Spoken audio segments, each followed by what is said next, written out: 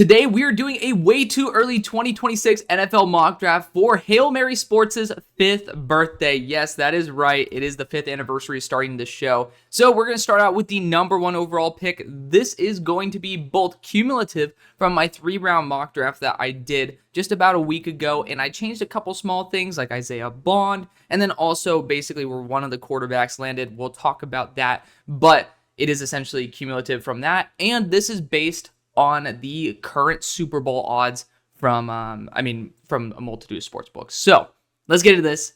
We have the Browns with the number 1 overall pick. In the last draft, they ended up sniping Abdul Carter, which right now it's looking like it's Travis Hunter, but it's still up in the air. Then we got Donovan Jackson in round number 2, Jalen Milroe in round number 3, and Cam Scatabo in round number 4. Jalen Milroe could be the wild card that makes you decide on whether you want to do this or not, but I've already started diving into the 2026 quarterbacks, and Lenora Sellers is my first fully graded quarterback. He is light years ahead of what I ever thought of him. Like, just, casually watching, like, when I actually ended up breaking it down, this guy, he has potential to be the best quarterback I've ever studied. I mean, the athleticism, he's 240 pounds, he has pinpoint accuracy. Like, this guy, as long as he develops a little bit more anticipation with his throws, could be challenging that, he could be putting that generational term to test again, which we don't like doing that, but Lenoris is legitimately a Superman. So I think with Jalen Milroe, you could try to trade him, maybe convert him to running back if he's not showing promise there, but regardless, also, with the offensive coordinator being so related to Jalen Milroe, I think he can elevate Lenoris Sellers and make him into a superstar. Lenoris Sellers is awesome, but this is supposed to be something that's fun, something that's light, and gets you guys used to the players themselves, which is going to be great. But at number 2 overall, Ruben Bain goes to the Titans. Again, I did not choose the draft order. This is based on the current odds. I think it was CBS that ended up posting the odds, but I digress. These are, pretty widely, at least there's a consensus. I actually chose one that didn't have the Titans at number 1 because I don't think the Titans are going to be at number 1. Granted, I will end up starting to make my own draft rankings and stuff, but for the time's sake, I think it's also fine for me to not get as much shit on the show's birthday for the draft order being my fault. But Ruben Bain is fantastic. I think edge absolutely needs to be focused on for this team. And, you got Cam Ward, Jaden Higgins in the past draft, so you fixed up the offense quite a bit. And now you can end up getting a superstar on defense. This guy's an absolute mismatch. He's a pressure machine when healthy. He's going to be a top 3 pick, most likely. And so I'm super excited to see if he ends up living up to the hype this year. And then, of course, we had Shedeur Sanders being adjusted from New York, and I ended up putting him there for New Orleans.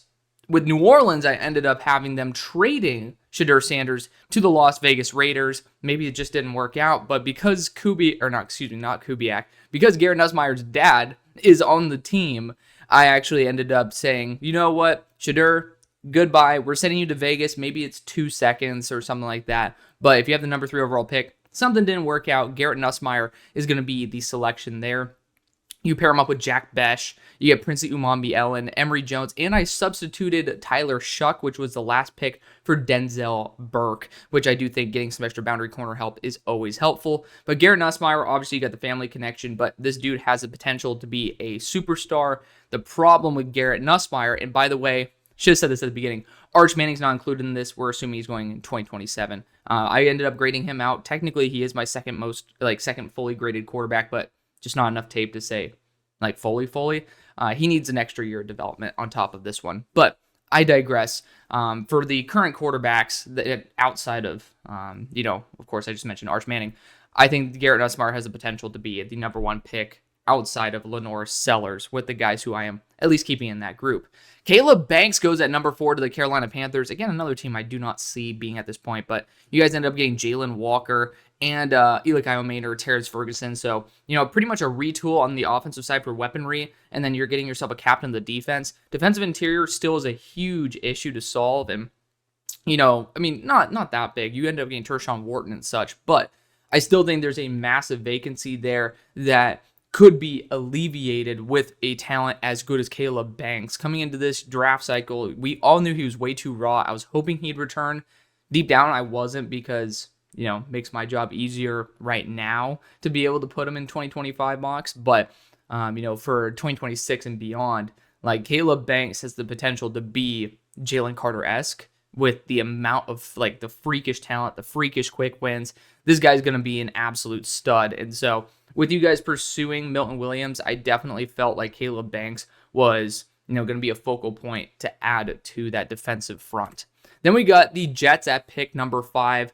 This was the team that I ended up having Shedeur going to originally, but I do think with it pretty much being down to Tyler Warren and Armand Membu, which Membu was gone in this situation, I ended up switching it up and giving them Tyler Warren because Ozzie Rapilo is someone I was very confident in round 2, CJ West there in round 3. Giving them Drew Aller here at pick number 5. Justin Fields didn't work out. There's a 1-year out on him, and Drew Aller is someone who's been progressing every single year. He was my QB17 at the start of this past summer scouting, and he ended up climbing up to QB3. That's incredible. And so I can see him continuing to develop and continuing to be a superstar. And he could, I've used that term 3 times now, but that's how good this class should be. Like, Aller, if he stays the exact same, is still worth a first-round pick. He's worth a late first, given if he does not progress one bit. Garrett Nussmeier, he has a little bit more of the roller coaster to him. Maybe he needs a bit more progression, but the ceiling, especially if you're with your dad or such, and then he kind of knows what makes you develop the best, I have a lot more faith in that than maybe most players who have a similar grade coming out with him. But Drew Aller, super excited for what he is going to bring to the table there for New York. Then we have another quarterback go, and you might say, Alex, come on, man. Quarterbacks, this is getting overrated again. I'm the number one guy to say, hold up, quarterback is overrated. This class, I truly believe in them. I believe in this class more than pretty much any other class. I got Jackson Dart to slide to the early 3rd for him, which you can say it's realistic, you say it's not. Just enjoy it, man. Regardless of it, you guys end up getting Travis Hunter, Derek Harmon, and Jackson Dart, Kyle Kennard, which I think is a great group of players. But regardless of all of that, I do think that if you are sitting there at number 6, you're going to have a whole entire new regime. And regardless if Jackson Dart was a late 1st, early 2nd, unless he was the number 3 pick, you are most likely going to have your new regime going after the quarterback that they want to go after. So I'm going to say Cade Klubnik is that, and I truly believe that this guy could elevate his game, and he's done very similar to Drew Aller, gone better and better and better. I do think his arm is a little bit lacking in terms of what I would be hoping for from a top 10 pick, but I do think, it's better than Jackson Dart's, so I'm pretty happy with what Cade can do. And in late game situations, I thought he's done a phenomenal job.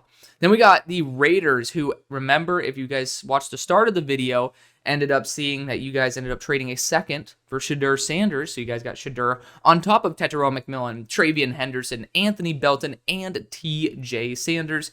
If you don't like having that, then I could always send him to Seattle or something. So that's not going to really affect the mock draft all that much. But regardless, Caleb Downs is arguably the best defensive player in the class. I debated taking him at 4 and kicking Caleb Banks down to this spot, but I do think that defensive interior at that potential high grade will have a little bit more of an attraction comparatively to a high-end defensive back. But Caleb Downs is the real deal. This guy is probably the best defensive back in all of college right now. So, the Raiders end up getting themselves a damn good player, and that's kind of what you want to do. Just continue reinforcing the best of the best. Then we got Francis Mauigoa going to the Colts at number 8, a true right tackle.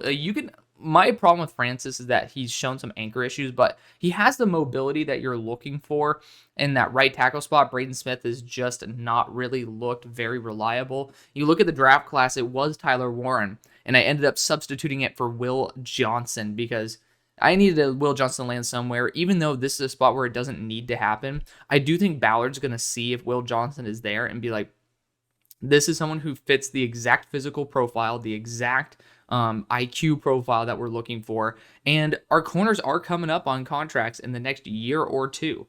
Hate to say it, Jalen Jones is going to need to get a contract eventually. And so going best player available, especially in the defensive back room, never a bad idea. So I ended up doing that because, again, I wanted to, without having to scrap everything that we did, make it semi-realistic, which we got Jared Wilson as well, which, again, very similar to Francis Mauigoa, has that athletic profile that you guys have been targeting in the past year. And then Femi Oladejo, part of a trade up with the Bills, which is super exciting. Again, check out that. And that was really, really fun. But regardless, Francis Mauigoa, love him to death. And, you get to have that right tackle spot filled out because I just don't trust Braden Smith. Also up for a contract that year.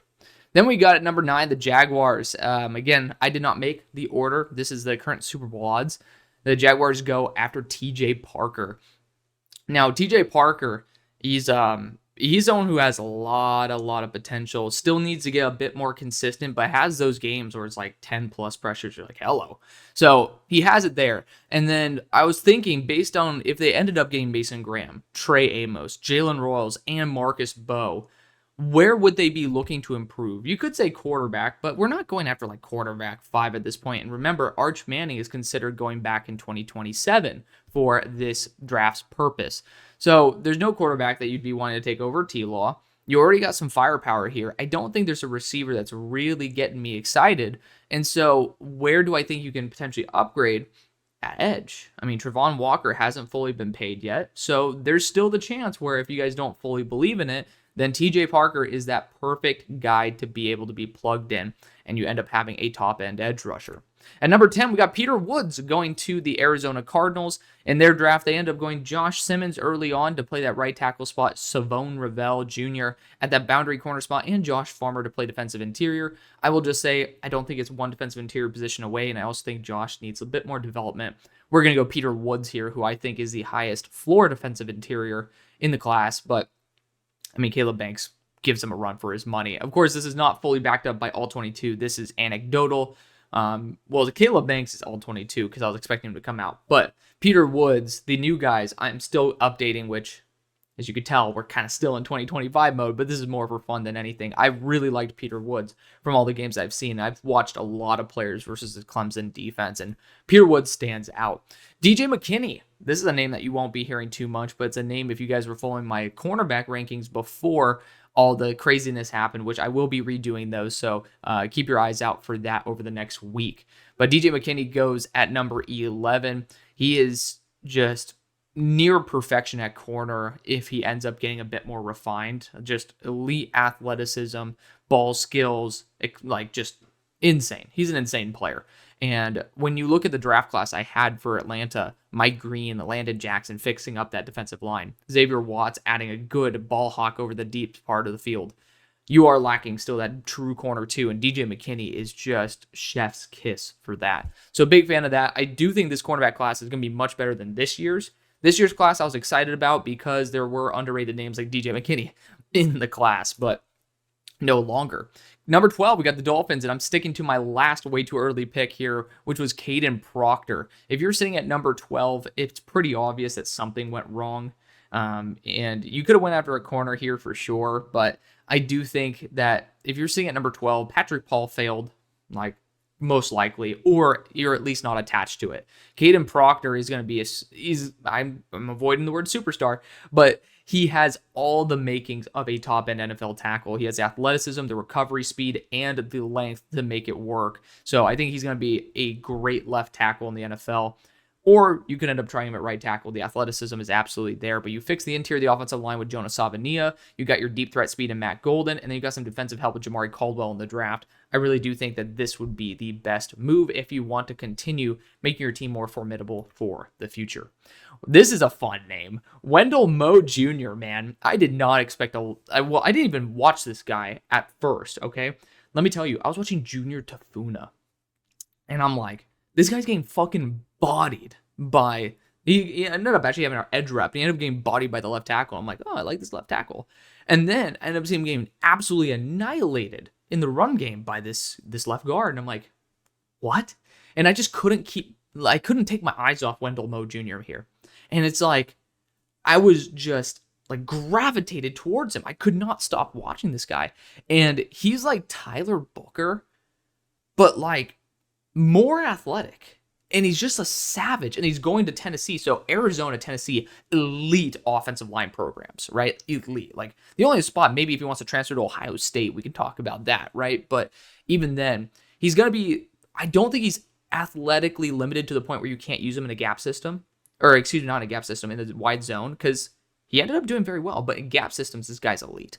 But regardless, this guy is just super duper high floor. And unfortunately, because I ended up having Isaiah Bond in the third round to the Cowboys, I ended up moving Trey Harris, which we sent to the Patriots, to them. And I ended up putting Dante Thornton Jr. in there. Of course, you ended up also overreaching on a Thornton before, but Dante Thornton has like legitimate superstar.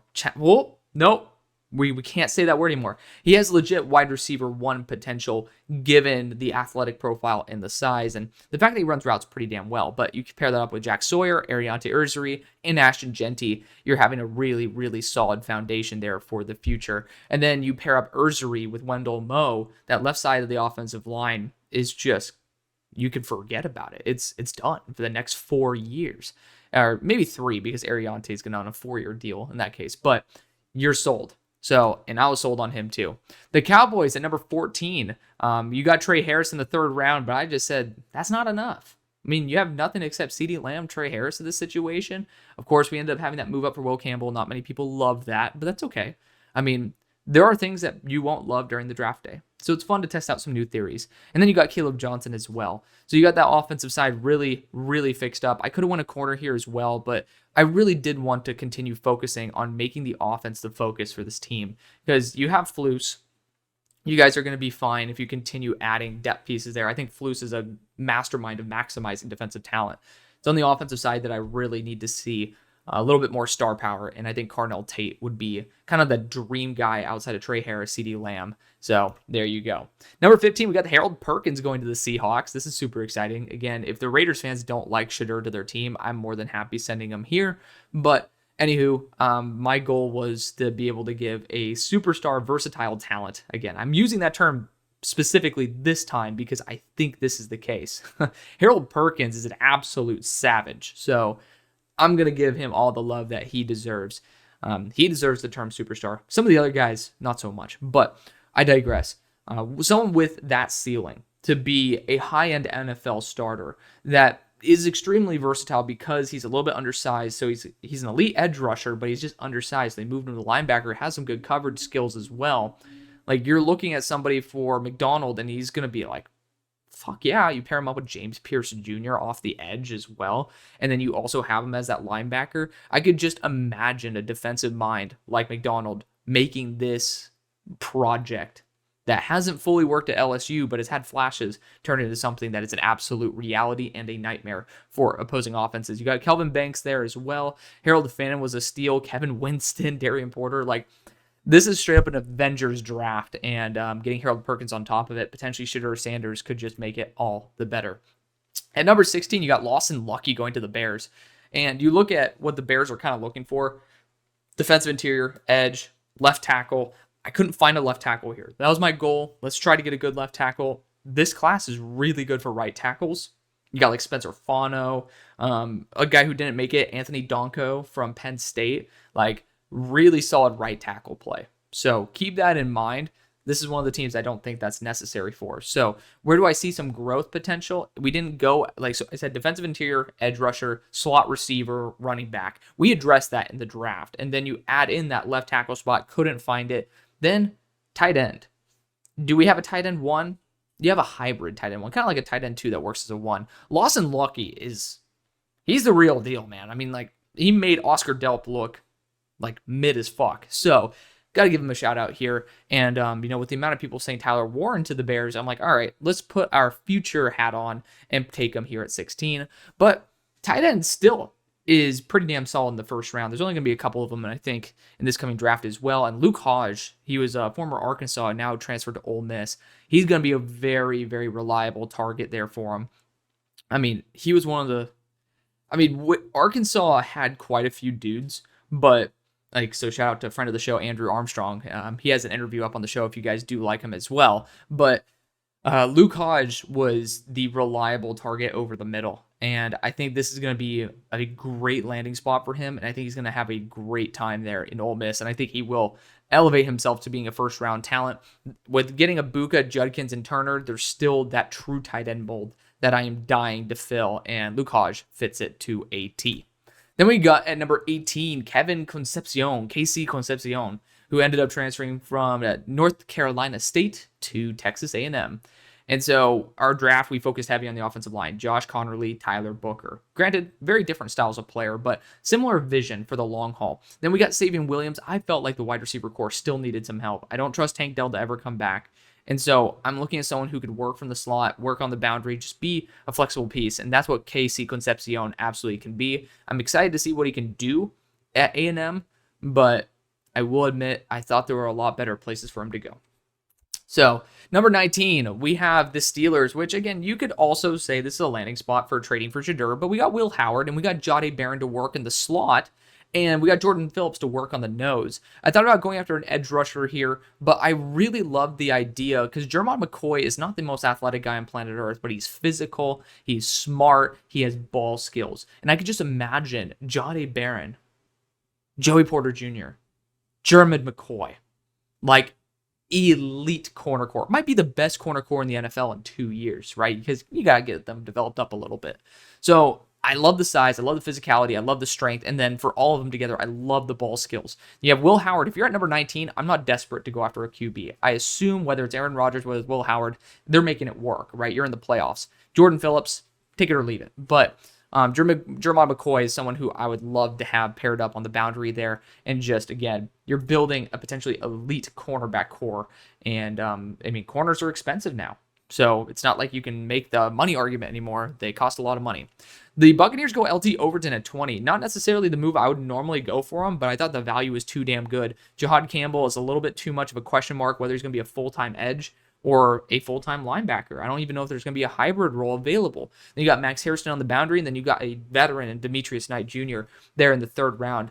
I mean, the Buccaneers could literally have a fully overhauled offense or overhauled defense here, and I think that's a really good spot to be in terms of your roster health.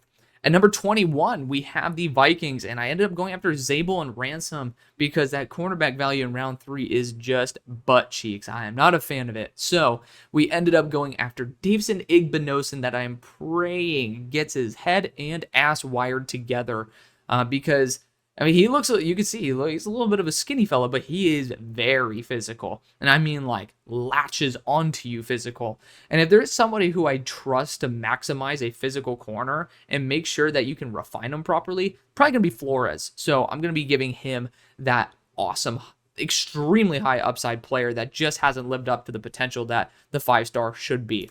At number 22, we have the Los Angeles Chargers. And after getting Kenneth Grant to play on the nose, Mason Taylor to play that wide or tight end spot, and Josiah Stewart to be actually surprisingly an early down edge, we get Denzel Boston, who is a very reliable receiver there for Washington. I mean, he cuts up pretty much every defense. I'm excited to be able to break him down in all 22, but a lot of cornerbacks had very, very bad days versus Denzel Boston, and I would love to see him paired up in that receiving core with Ladd McConkey, Quentin Johnston, and Mason Taylor. It does sound like a really good group of guys to go forward. And number 23, Mansour Delane. Yeah. I'm not a big Mansour Delane guy, as you can see from my cornerback video. I was not a fan of his pretty much at all. But when he transferred to LSU, there was something that clicked in my mind, and I'm like, this is the destination where I think he is going to be the very, very best version of himself. And I think he's really bounced back in my mind to being a first-round quality player. Like, this is a guy who I wouldn't take until day 3 at VT. I think at LSU, I really have faith in him to be a first-round player. And the Packers need it. You look, Noel Williams is not going to be the long-term answer there. He's someone who should be in that rotation, though. But you can't trust that to be your true number 1 corner. A third-round pick, it's going to be kind of tough. So we're going to get a first-round player here. Mansour Delane also thought that jersey edit he has on his Instagram. So if you guys wonder where I get some of these photos from, going to their Instagram is a pretty good start. But and it also is on his Twitter, in case you guys don't have Instagram. But I just couldn't pass it up. And, he looks good in yellow. Just change the purple for a green, and then you're rocking, man. But Kyle Williams, Dominic Zaraku, I think you guys are in a really good spot, especially if you end up getting Delane there. This is a fun player I want to talk about. And again, if you guys are looking where the hell is Arch Manning, and you missed the first part of the episode, which is okay. I mean, when I have it like this, it kind of is conducive to scroll because it's all graphics rather than just me clicking through and talking about my decisions.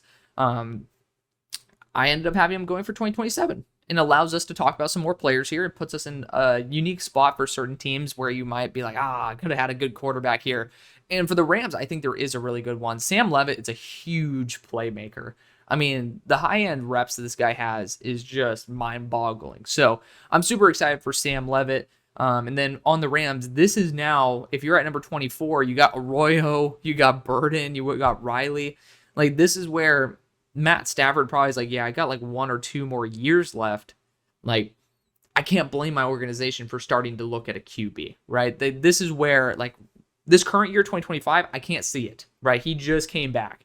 But if you're at 24 and then, like, I assume Devontae Adams, obviously, he could be there for a little bit longer, could end up dipping. Like, there is some signs that you need to develop for the future. There we go. And Sam Levitt could be bringing a lot of that to this team. And I'm super excited for that, especially with the young weapons like Luther Burden and Elijah Arroyo. Sam Levitt could be a superstar. Said it again. Damn it. Take a shot every time I say that, man. I'm self-aware of when I end up having my little ticks. Number 25, we got the Bengals going Oscar Delp. Oscar Delp's a good player. He's a good player. He did not have a good year. But Oscar Delp, I think, is going to be a very, very underrated target. Well, he was looking to potentially transfer, ended up returning to Georgia, but I think there is some optimism there, and I do think with the lack of, like, legit weaponry, I know that they ended up, I believe, getting Branch. Like, outside of Branch, I do have a little bit of a doubt in terms of their firepower. I do think this is the year for Lucky and Delp to truly take that step up, and for the Bengals, I think getting a good, reliable, high-end tight end is a great place to be. Maybe this will be a second-round player, but maybe it'll be a day 3 or day 2 player in the later day 2. Maybe it'll be a day 3 player. I don't know. But Oscar Delp had the chance to be tight end 1 in this class. And so I want to give him credit where credit is due. Like, we ended up focusing on defense very heavily with Michael Williams and Ben Morrison early. Got a guard with Wyatt Milam, but I do think there's still a lot of room to grow on the offense in terms of especially that tight end position. The Niners, they're a team that loves their linebackers, man. Anthony Hill Jr. has a lot of room to grow, and he could end up being the guy who takes a massive step up and is worth a top 20 pick. But for the time being, I'm going to have him sitting here, and because I ended up trading up for Armand Membu, got Azarie Thomas, Alfred Collins, that linebacking core is still pretty weak. And to be fair, this coming up draft, not really great at linebacker. This might be where they're aiming to be able to snipe some good guys. And so Anthony Hill Jr., I thought it was a pretty logical pairing up here with Fred Warner for the future. At number 27, we got Tack Davis going to Washington. We did this a billion times during the regular season before he returned to school. I was hoping he'd transfer to Washington. There were rumors he was going to because, former coaches there.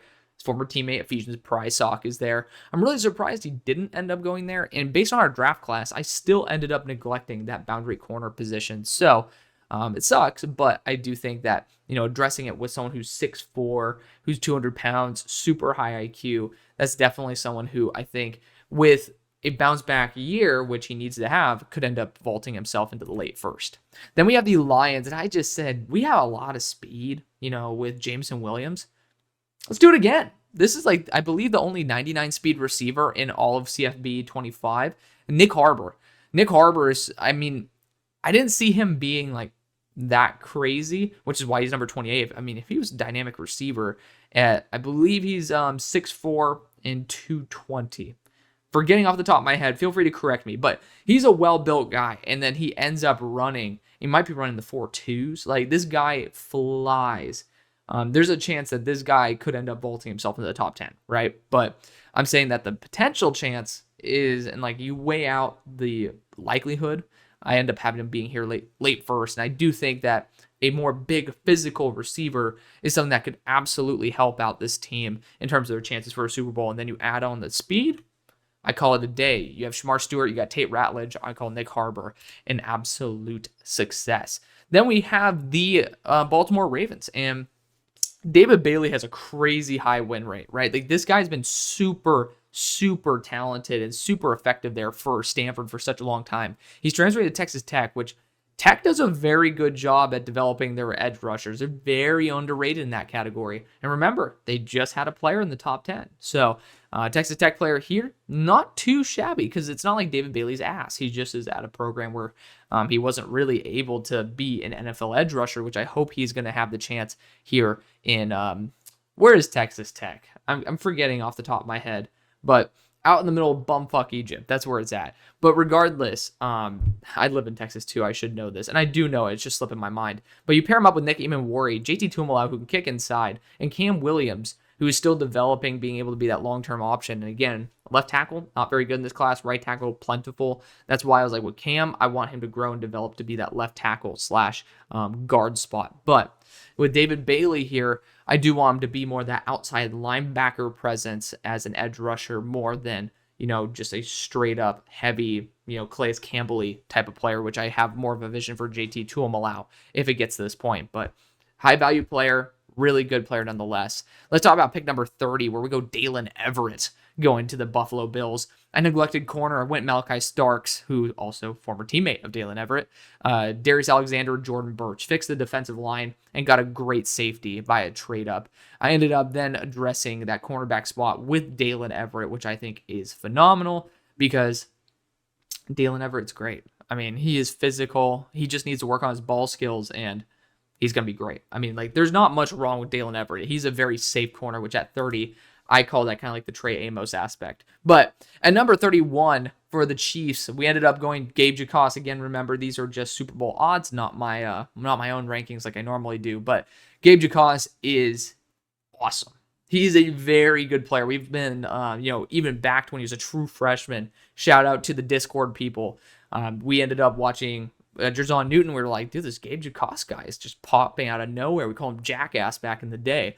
And he was a true freshman, and he's come a long way. He's built very big. He's at a 270 range. You look at him. I mean, look at the guy. He's big.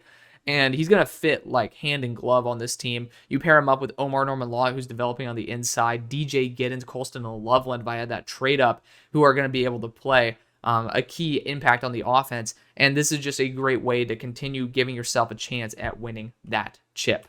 And then last but not least, we got the Philadelphia Eagles here. Ended up going after Walter Nolan in the first, Charles Grant in the second, which again, I mean, take it or leave it. But, I mean, I just think he's somebody that you guys have brought in for top 30. He's someone who is looked at as that third-round player, so most likely you're probably going to try to get him at that range. And then you got Andrew Makuba there to play that safety role.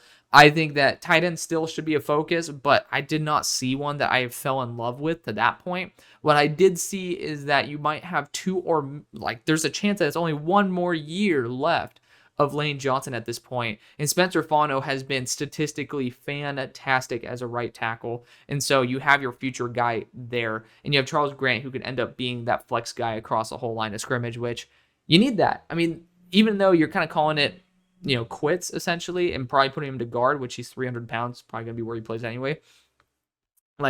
It's okay. Spencer Fano, in my opinion, noticeably better, but that's going to be the video. Thank you so much for showing the love that you have over the past 5 years. You guys voted on this. I will be continuing to do this for the next 5 years, and, you guys are continuing to give me the motivation that I need to be able to make this dream come a reality. Thank you for that. Love you. See you on the far side.